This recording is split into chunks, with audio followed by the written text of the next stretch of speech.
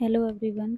अगर आप भी मेरी तरह एक एवरेज स्टूडेंट हो 60 टू 70% वाले, तो यह वीडियो आपके लिए ही है। लेकिन वीडियो का पहला डिस्क्लेमर ये है कि आप अपनी वीडियो की थोड़ी सी स्पीड बढ़ा लें, जैसे 1.5 कर लें, जिससे कि आपका थोड़ा सा टाइम बच जाएगा। बिकॉज हम ऑलरेडी इतना टाइम वेस्ट कर देते हैं कि रील देख देख के और यूपीएससी एस्पिरेंट्स के ब्लॉग देख देख के, जिनका कोई मतलब नहीं है भाई। उनका तो अपना चल रहा है, वो उनका यूपीएससी यूपीएससी तो छोड़ लो, लेकिन वो यूट्यूबर बन चुके हैं। लेकिन हम क्या, हम तो ना यूट्यूबर बने और ना ही पढ़ तो रही नहीं है, यूट्यूबर ब्लॉग देख रहे हैं। तो भाई स्पीड बढ़ाओ, टाइम बचाओ, पहला तो यही है। और दूसरी बात, अगर आप मेरी तरह ही हो जिसके 12th में 60-70 आए हों और ग्रेजुएशन में भी इतने आए हों और कूद पड़े हो इस प्रिपरेशन में, तो भैया कमर बांध लो, क्योंकि ये एग्ज़ाम बहुत टफ होने वाला है। मतलब बहुत टफ है, होने वाला नहीं है, बहुत टफ है इस चीज़ को। लेकिन हम समझते नहीं, हम हवा में रहते हैं कि भाई 5 घंटे पढ़ के 6 घंटे पढ़ के एग्जाम निकल जाएगा। नहीं निकलेगा। अगर आप ऊपर से अगर आप एवरेज स्टूडेंट हो तो आपको 13-14 घंटे भी पढ़ नहीं सकते हैं। 10 तो बहुत कम बता दिए मैंने, ये तो टॉपर्स के लिए हैं। क्योंकि मैं खुद, मेरी 12th में आई थी 70% और 10th में थी 80% और ग्रेजुएशन में भी 70%। उसमें मैंने ग्रेजुएशन में कर रखा है, तुम्हारा किया था मैंने BCA, bachelor of computer application, और उसके बाद MSc की कंप्यूटर साइंस थी, ठीक है। और 12th में मैं PCM की स्टूडेंट थी। तो ये मेरी थोड़ी सी मेरा बारे में इन्फॉर्मेशन है, जो मुझे लगा मुझे बता देनी चाहिए अगर वीडियो बना रही हूँ, तो बीइंग ए रेस्पॉन्सिबल पर्सन। तो उसके बाद अब रही बात यूपीएससी प्रिपरेशन के अटेम्प्ट्स के बारे में, तो मैंने पहला अटेम्प्ट दिया था 2020 में और फिर ये दिया 2023 वाला। वो बीच में इसलिए गैप कर दिया क्योंकि पहला तो मुझे लगा कि मैं इस एग्ज़ाम के लिए मुझे ज़्यादा पढ़ना चाहिए, तब देने में फ़ायदा है। और फिर कुछ मेरी फैमिली प्रॉब्लम्स आ गई थी, जैसे मेरी मदर पास्ट अवे, तो उसकी वजह से भी वो बीच में कुछ रह गया। मैंने 2 साल का ड्रॉप ले लिया, ठीक है।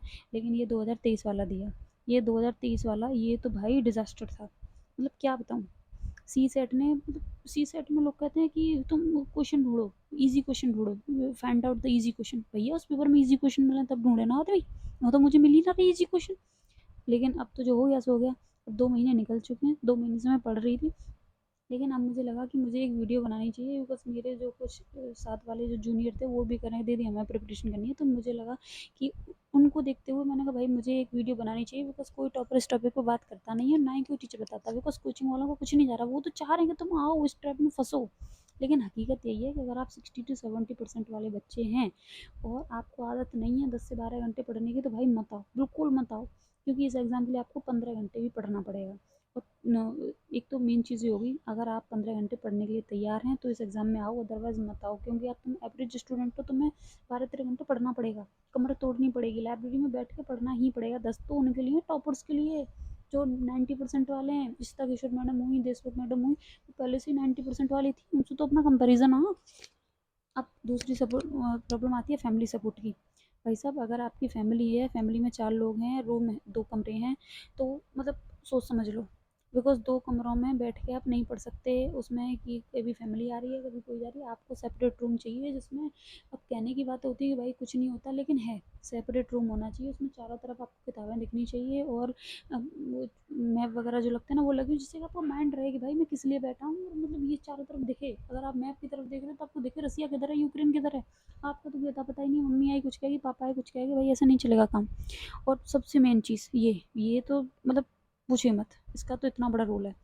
अगर आपके फादर की 20K की इनकम है और आप सोच रहे हो कि इस यूपीएससी की प्रिपरेशन कर लूँ मैं, भाई मत आओ, बिल्कुल मत आओ पहले ही। क्योंकि इतने बुरी तरह से लपेटे जाओगे, आप कहीं के नहीं रहोगे, और आपकी फैमिली को भी देख देख के आपको लगेगा यार मैं उनको कुछ सपोर्ट नहीं कर पा रहा।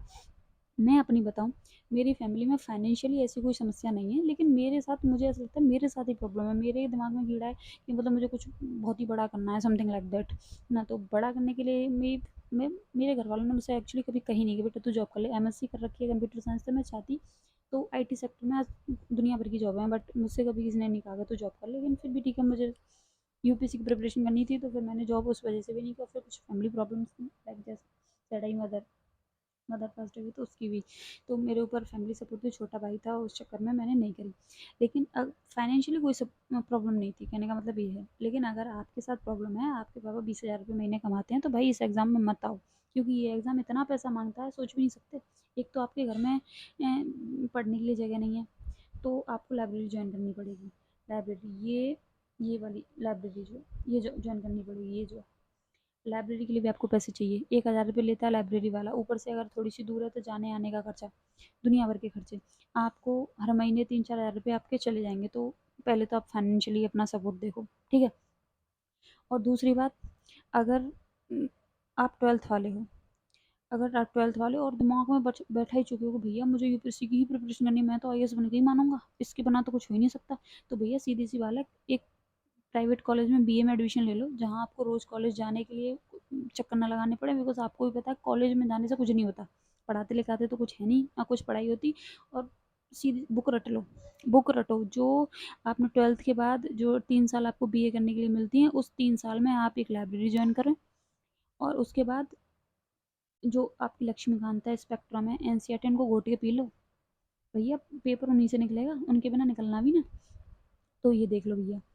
और मेन चीज़ रही, और फिर अगर उसके बाद आप सपोज़ करो मेल हैं फीमेल हैं, उसके ऊपर भी डिपेंड करता है। अगर आप लड़के हैं तो मैं तो कहूँगी भैया पहले कोई छोटी नौकरी ढूंढ लो, बिकॉज बिना नौकरी के काम चलेगा ही ना। 1-2 साल प्रिपरेशन देके एसएससी वैसेससी किसी का एग्ज़ाम देख लो भाई, निकल जाए तो बहुत ही बढ़िया बात है। क्योंकि देखो फीमेल है, मैं अपनी बता रही हूँ, बी टू बी ऑनेस्ट, मैं मेरा तो सिंपल रहता है, अगर मैं आईएएस नहीं बनी तो कुछ नहीं तो हाउसवाइफ तो बन जाऊंगी, ठीक है। लेकिन आप लड़के होके ये नहीं सोच सकते कि मैं कुछ नहीं तो भाई कुछ नहीं बना तो कोई बात नहीं। भाई एक बेरोजगार लड़की से शादी कर लेता गवर्नमेंट जॉब वाला, लेकिन गवर्नमेंट जॉब वाली लड़की ने शादी करने वाली बेरोजगार से। और शादी तो भाई मेरी नज़र में करनी चाहिए सबकी, और बाकी सबकी अपनी चॉइस है। तो मैं सिर्फ इतनी बात कहूँगी, अगर आप नए हो और इस एग्ज़ाम की प्रिपरेशन करने वाले हो, और ऊपर से एक एवरेज स्टूडेंट हो, तो भैया पहली बात तो पढ़ने की आदत डाल लो। वो तो तुम्हें मतलब उसके बिना तो काम चलेगा नहीं, 15 घंटे पढ़ना पड़ेगा मिनिमम, 12 से 15, इसका तो कुछ तोड़ ही नहीं है। और फाइनेंशियल बैकअप बहुत ही ज़रूरी है, उसके बिना भी कोई काम नहीं चलेगा भाई, बिना पैसे के तो कोई ठिकाना ही नहीं है। फैमिली सपोर्ट, ये एग्ज़ाम इतना बड़ा है, पूरी फैमिली का सपोर्ट होता है, फैमिली सपोर्ट करती नहीं है, मैं अपने अपनी उस एक्सपीरियंस से बता रही हूँ। पहली बात तो फैमिली सपोर्ट करती नहीं है, और फिर कहती है कि तू पढ़ नहीं रही, भाई पढ़ता सब है, पढ़ते सब हैं, सब पढ़ रहे हैं, लेकिन फैमिली सपोर्ट करे ना तब ना। अब टीना डाबी की फैमिली ने सपोर्ट किया, उसके फादर का एक मैं इंटरव्यू देख रही थी उन मैम के का, तो हिज फादर सेड कि भाई हमारे घर में टीवी नहीं है, तो समझ रहे हो ना, पूरी फैमिली का सपोर्ट है उसमें उनको एज बनाने में। लेकिन अब मिडिल क्लास की, अरे और ऊपर से हम तो अपने आप को मिडिल क्लास समझ के बैठे जाते हैं, एक्चुअली वी हम मिडिल क्लास से हैं ही नहीं, हम सब लोअर मिडिल क्लास वाले हैं और मिडिल क्लास से समझ के बैठ गए। तो उस कंडीशन में कोई समझने वाला है नहीं। भाई देखो, सबके फादर मदर की रिस्पेक्ट करनी चाहिए, और मैं भी बहुत करती हूँ, लेकिन इस एग्ज़ाम की क्या डिमांड है उसको वो नहीं समझ पाते, स्पेशली जो एक हमारे जैसे मदर फादर हैं जो बेचारे रूरल एरिया में रहते हैं, उन बेचारों को नहीं है जानकारी, वो नहीं समझ पाते कि ये एग्ज़ाम, एक तो इतना स्ट्रेस है इस एग्ज़ाम में, इतनी टेंशन है कि उसका कोई ठिकाना ही नहीं है। तो 2-3 बातें हैं, एक तो आपको पढ़ने की आदत डालनी पड़ेगी, पैसे आपके पास होने चाहिए, फैमिली सपोर्ट आपके पास होना चाहिए, तभी आप इस एग्ज़ाम में कूदो, अदरवाइज़ आप कहीं के नहीं रहोगे। 3 साल के एक्सपीरियंस से बता रही हूँ, पहले साल तो कुछ खास पढ़ाई करी नहीं थी, 2 साल पढ़ने के बाद हवाबाजी में पेपर दे दिया कि भैया हम तो निकल जाएंगे, बहुत पढ़ लिए हम तो। लेकिन पता चला कि एग्ज़ाम में आ रहे हैं 30-35 नंबर, तो कहीं मुँह दिखाने लायक भी ना बचे। ऊपर से फिर पढ़ के 2023 वाला दिया, इसमें क्या किया, इसने सीसेट ने ऐसा लपेटा कि अब तक लिपट ही रहे हैं। तो अब समझ रहे हो ना इस चीज़ को। तो बिना एक तो किसी की बातों में आके इस एग्ज़ाम में मत कूदो, अपनी कंडीशंस देखो भैया।